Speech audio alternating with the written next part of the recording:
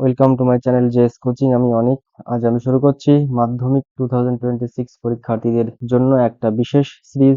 এখানে এবিটিএ কর্তৃক প্রকাশিত ম্যাথ সেটের সমস্ত এমসিকিউ ভিএসিকিউ এর সহজ পরিষ্কার পরীক্ষায় কমন পাওয়ার মতো সমাধান এক জায়গায় পাবে। প্রতিটা প্রশ্নের পেছনের কনসেপ্ট, শর্টকাট ট্রিক আর পরীক্ষায় নম্বর তোলা টিপস সবকিছু একেবারে ধাপে ধাপে বোঝানো হবে। তাই শেষ পর্যন্ত দেখে ভিডিওটা দেখো আর নিশ্চিন্তে প্রস্তুতি নাও মাধ্যমিক 2026 এর জন্য। তো চলো শুরু করছি আজকের ভিডিও। আজকের এই ভিডিওতে আমরা পেজ নম্বর 132 যে কোশ্চেন গুলো আছে সেই কোশ্চেন গুলো নিয়ে আলোচনা করব। তো এই সেটের যে ফার্স্ট কোশ্চেনটা আছে সেটা হচ্ছে, বলা আছে যে কোনো মূলধন 8 বছরে দ্বিগুণ হলে, তাহলে মূলধনের পরিমাণ ধরলাম পি টাকা, যা দ্বিগুণ হয় মানে 2p টাকা হয়, তাহলে সুদ কত হবে? 2p মাইনাস p মানে হচ্ছে p টাকা।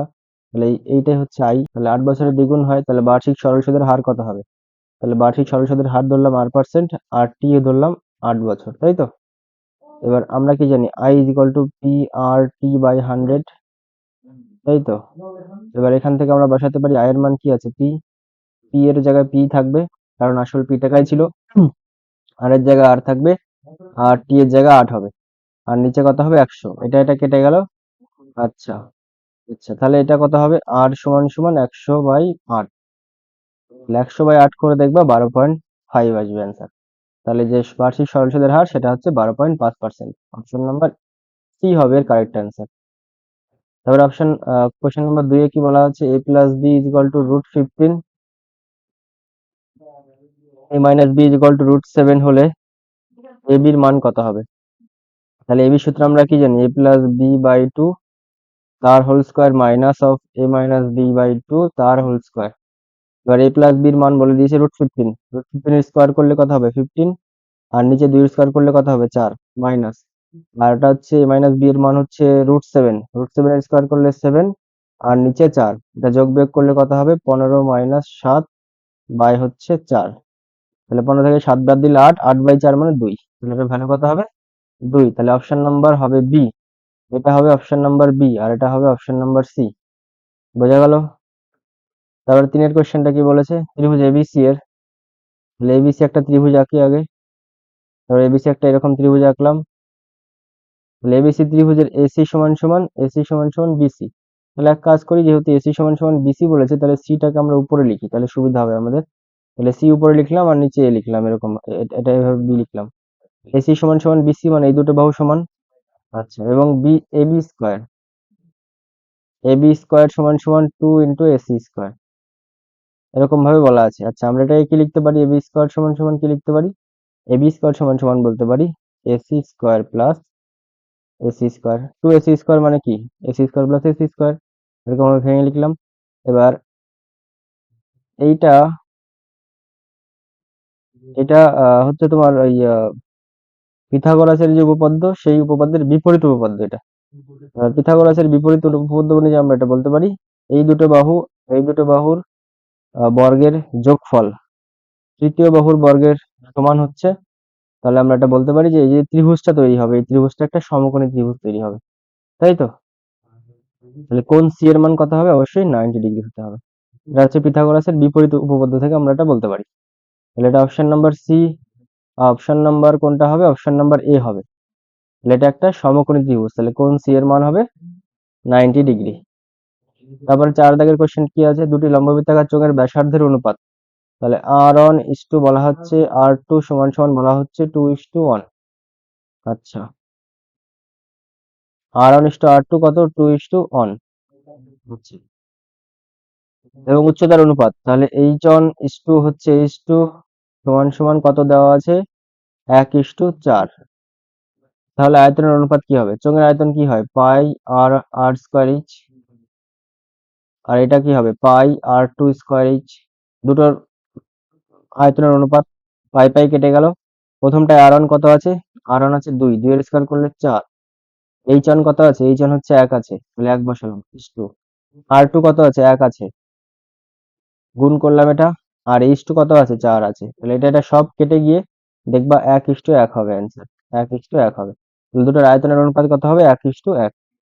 আশা করি কোশ্চেনটার অ্যান্সার বুঝতে পেরেছো। তারপরে কোশ্চেনটা কি আছে দেখো, 5 দাগের কোশ্চেনটা কি আছে? 5 দাগের কোশ্চেনটা আছে যে 2 sin থিটা, পরের পেজে করছি। 2 sin theta, sorry sin 2 theta sec 70 degree. Sine 2 theta into sec 70 degree is equal to 1 হলে থিটার মান কত হবে সেটা আমাদেরকে বের করে দেখাতে হবে। তাহলে সাইন 2 থিটাই থাকলো। এবার সেক থিটাকে কি লেখা যায়? 1 বাই কস থিটা। তাহলে কস 70 ডিগ্রি সমান সমান 1। তাহলে সাইন 2 থিটা থাকলো। এবার এই কস থিটাকে কি লেখা যায়? সাইন 90 মাইনাস হচ্ছে সাইন 90 মাইনাস হচ্ছে 70। সাইন 90 মাইনাস থিটা মানে তো কস থিটা, তাহলে কস 70 এর জায়গায় আমরা 90 মাইনাস 70 লিখেছি ইজ ইকুয়াল টু 1। তাহলে সাইন 2 থিটা বাই হচ্ছে নিচে কত হবে? এটা sine 20 degree is equal to 1। তাহলে এখান থেকে আমরা বলতে পারি sine 2 theta is equal to sine 20 degree. তাহলে 2 থিটা সমান সমান কি বলতে পারবো? 20 ডিগ্রি। তাহলে থিটা সমান সমান কি বলতে পারবো? 20 ডিগ্রি বাই 2 মানে হচ্ছে 10 ডিগ্রি। তাহলে এখানে থিটার মান কত হবে? 10 ডিগ্রি। আশা করি কোশ্চেনটার অ্যান্সার বুঝতে পেরেছো। তারপরে কোশ্চেন, আচ্ছা অপশন নম্বর কোনটা হবে? Option number C. তারপরে দেখো কি বলা আছে, 6 7 এক্স 8 9 ওয়াই সংখ্যাগুলির গড় 8 হলে কি হবে? 6 7 এক্স 8 9 6 কি বলেছে দেখো, 6 7 এক্স, সরি এটা 7 হবে, 6 7 এক্স এক্স আর হচ্ছে এটা 8, তারপরটা কত বলেছে? ওয়াই আর হচ্ছে 9, ওয়াই আর হচ্ছে 9, ওয়াই আর হচ্ছে 9, এদের গড় বলেছে কত? এদের গড় বলে দিয়েছে 8। তাহলে এক্স আর ওয়াই এর মধ্যে রিলেশনটা কি হবে? তাহলে 6 গড় বের করার সূত্র কি? সবগুলো যোগফল বাই মোট সংখ্যা। তাহলে plus X plus 8 plus Y plus 9, মোট কতগুলো সংখ্যা আছে? 1 2 3 4 5 6, 6 দিয়ে ভাগ করো, দিকে 8 হবে, কারণ গড়ই তো 8 বলে দিয়েছে, সমান সমান 8 হতে হবে। 7 6 13, 13 আর 8 21 আর 9 হচ্ছে 30। তাহলে 30 plus 2x is equal two 6 8 48, তাই তো? তাহলে 2x সমান সমান 48 মাইনাস 30 প্লাস 48 থেকে 30 বাদ দিলে 18, তাহলে x সমান সমান কত হবে? 18 বাই 2 মানে হচ্ছে 9। x এর মান কত হলো? সরি এখানে একটা y ছিল, ভুল করে ফেলেছি, এটা x প্লাস y হবে। এটা দুটোই ইয়ে ছিল না, আলাদা ছিল এটা, সরি এটা আলাদা ছিল এটা। তাহলে x প্লাস y কত হবে? 48 মাইনাস 30, তাহলে 48 থেকে 30 বাদ দিলে 18, তাহলে x প্লাস y এর যে মান সেটা কত হবে? 18 হবে। অপশন নাম্বার কোনটা হবে? অপশন নাম্বার বি হবে এটার অ্যান্সার। আশা করি সবগুলো কোশ্চেনের অ্যান্সার বুঝতে পেরেছো। তারপরে কোশ্চেন দেখি কি আছে। শূন্য স্থান দুয়েরটা, 2-1 কি আছে? আসল বা মূলধন এবং কোনো নির্দিষ্ট সময়ের চক্রবৃদ্ধি সুদের সমষ্টিকে কি বলে? আসল এবং চক্রবৃদ্ধি সুদের সমষ্টিকে সমূল চক্রবৃদ্ধি বলে।